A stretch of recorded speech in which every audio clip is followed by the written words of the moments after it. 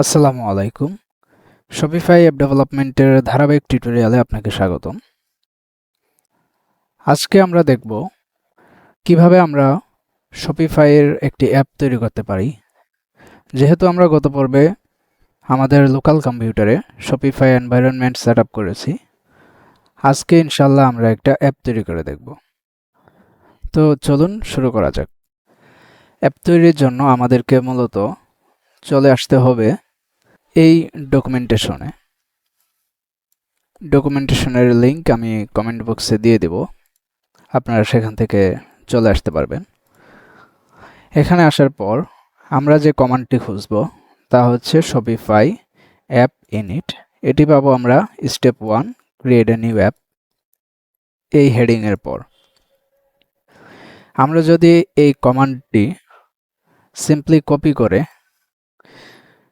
এখান থেকে আমরা একটা ফোল্ডার ওপেন করি, যে কোনো জায়গায় আপনি আপনার প্রজেক্ট ফোল্ডার রাখতে পারেন। আমি আমার ডকুমেন্টস নামক একটা ফোল্ডারের ভেতর আমি এটা ওপেন করতেছি। এখান থেকে আমি যদি গিট বেশ ওপেন করি এবং আমার গিট বেশটাকে যদি জুম ইন করি,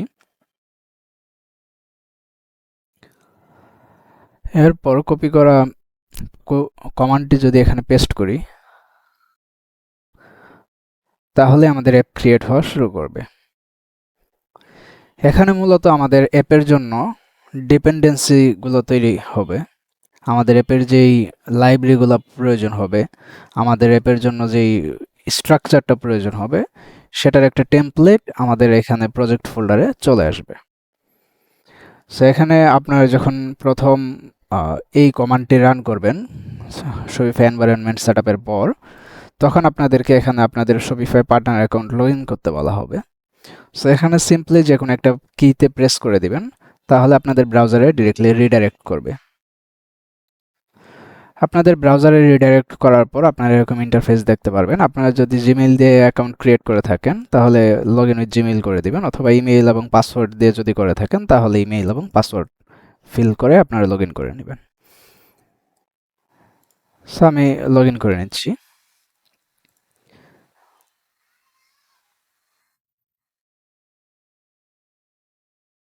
ওকে, লগ ইন করার পর এখন আমাকে কনফার্ম অ্যান্ড লগ ইন দিতে হবে। কনফার্ম এবং লগ ইন করার পর আমি যদি আমার গিট বেশে আবার ফেরত আসি কমান্ড লাইনে, দেখতে পারবো এখানে আমার লগ ইন সাকসেস হয়ে গেছে এবং আমাকে জিজ্ঞেস করা হচ্ছে আমি কী ধরনের অ্যাপ তৈরি করব। আমি প্রথমটা সিলেক্ট রেখে এন্টার প্রেস করে দেব। এরপর আমি ল্যাঙ্গুয়েজ হিসেবে কোনটা ইউজ করব, টাইপ স্ক্রিপ্ট নাকি জাভাস্ক্রিপ্ট, আমি জাভাস্ক্রিপ্ট ইউজ করব। জাভাস্ক্রিপ্ট সিলেক্ট রেখে আমি এন্টার প্রেস করে দেব।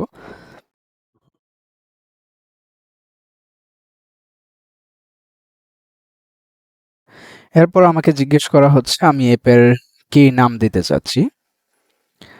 আমি একটি অ্যাপের নাম হিসেবে এখন টিউটোরিয়াল অ্যাপ দিচ্ছি। টিউটোরিয়াল অ্যাপ দিয়ে এন্টার চাপার পর আমার অ্যাপের যে ডিপেন্ডেন্সিগুলো ছিল, নোট প্যাকেজ যে মডিউলগুলো ছিল, সেই মডিউলগুলো আমার ইনস্টল হয়ে যাচ্ছে। আমার প্রজেক্টের যে একটা টেমপ্লেটের প্রয়োজন, সেই টেমপ্লেটটা আমার প্রজেক্ট ফাইল হিসেবে ইনস্টল হয়ে যাচ্ছে। তো এগুলো ইনস্টল হওয়া পর্যন্ত আমি ভিডিওটা পজ রাখছি। এটা ইনস্টল হতে অনেক সময় লাগবে। ইনস্টল হলে আমি বাকি কাজ শুরু করব।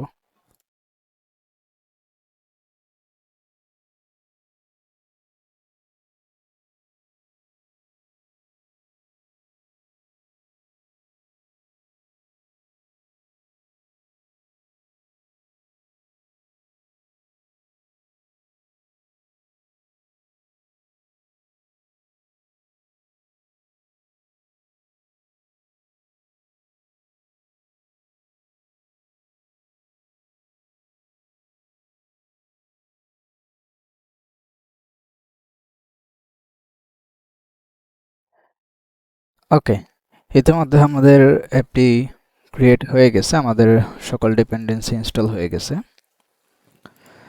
এবং আমাদের এখানে কিছু স্টেপ দেখাচ্ছে। আমাদের এটা হলো প্রজেক্ট ফোল্ডার এবং আমরা যদি এক্সটেনশন তৈরি করতে চাই তাহলে এইভাবে আমাদের এক্সটেনশন তৈরি করতে হবে। এছাড়া আমরা যদি শপিফাই অ্যাপ দেভ কিছু কমান্ড দেখাচ্ছে, এগুলো আমরা পরে দেখব। এখন আমরা এটা ক্লিয়ার করতে পারি। ওকে, এরপর আমরা যদি আমাদের ফোল্ডারে ফেরত যাই, তাহলে দেখতে পারবো এখানে আমাদের সেই টিউটোরিয়াল অ্যাপ নামক একটা ডিরেক্টরি তৈরি হয়েছে এবং সেই ডিরেক্টরিতে আমাদের অ্যাপের সকল ডিপেন্ডেন্সি দেখাচ্ছে। এখান থেকে যদি আমরা আবার এই গিট বেসটা ক্লোন করি, এখান থেকে যদি আমরা আবার একটি গিট বেস ওপেন করি এবং একটু জুম ইন করে নিই, এবং এটাকে যদি আমরা এখন কোনো কোড এডিটরে ওপেন করি, আমি এখানে কোড এডিটর হিসেবে ইন্টিগ্রেভিটি ইউজ করতেছি। আপনারা চাইলে ভিএস কোড কিংবা অন্যান্য কোনো কোড এডিটর ইউজ করতে পারেন। বিগিনার হিসেবে আমি আপনাদেরকে ভিএস কোড সাজেস্ট করব। আমি ইন্টিগ্রেভিটি ইউজ করতেছি, আপনারা ভিএস কোড ইউজ করতে পারেন, এবং বিগিনার হিসেবে আমি সেটাই আপনাদেরকে সাজেস্ট করব। ওকে, সো আমার প্রজেক্টটি ইন্টিগ্রেভিটি এডিটরে ওপেন হয়ে গেছে। আমরা যদি এখানে বাম দিকে লক্ষ্য করি, তাহলে কিছু ফোল্ডার এবং ফাইল দেখতে পারবো। এই ফোল্ডারের ভেতর কার্সর, জেমিনি, শপিফাই এবং নোড মডিউলস, এগুলোর সাথে আমাদের একদমই কোনো কাজ নেই। আমাদের মূল কাজ হচ্ছে এই app folder, extension folder, Prisma folder এবং এই পাবলিক ফোল্ডার। মোট এই 4টি ফোল্ডারের মধ্যে আমাদের কাজ সীমাবদ্ধ। আমরা যদি এই অ্যাপ ফোল্ডারটা ওপেন করি, তাহলে এখানে আমরা দেখতে পারবো রাউটস নামক একটি ফোল্ডার আছে এবং এছাড়া আরও কিছু ফাইল আছে। রাউটস যদি ফোল্ডার এবং ফাইলস দেখতে পারবো। এই ফোল্ডার এবং ফাইলসগুলোর কাজ কি এবং এগুলো কেন কাজ করে এবং কিভাবে কাজ করে, এই বিষয়গুলো আমি পরবর্তী ভিডিওতে আপনাদের সাথে শেয়ার করব।